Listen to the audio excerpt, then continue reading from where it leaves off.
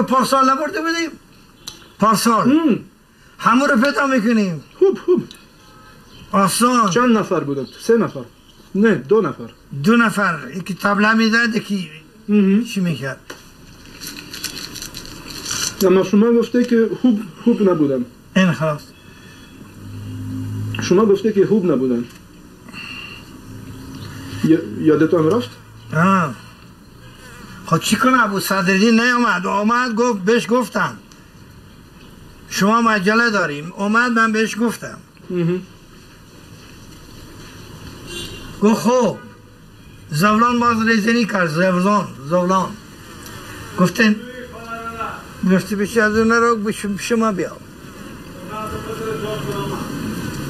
چرا دو میزنی زولان دیونه شدی چی بلا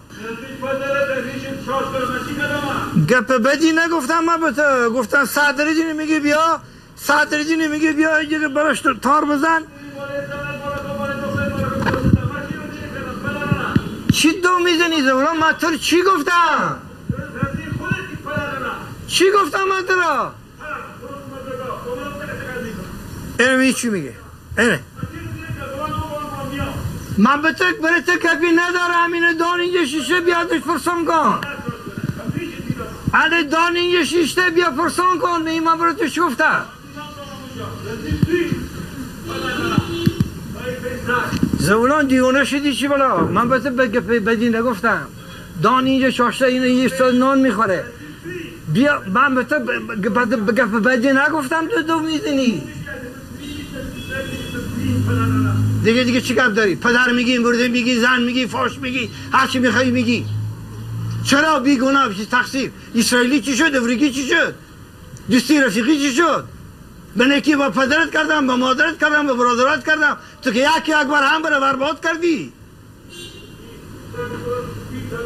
من گویی من نصارا من گابر من ترسا تو خوب او یالا کار منو دیگه یالا کار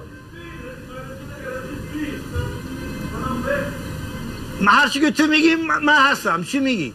زده من یالا کن تو خوب من بعد گوش نمیکنم من بعد 100 بار اینو به جون میفته ببینی چی میگه گوش نمیکنم من به تو گپی ندارم میگو صددین گفتم صددین گفتم زولان گفتی پیش دو بره تو خب پیش دو بره تو به جان من میده پدر مرده بزنده فاشمانی میگی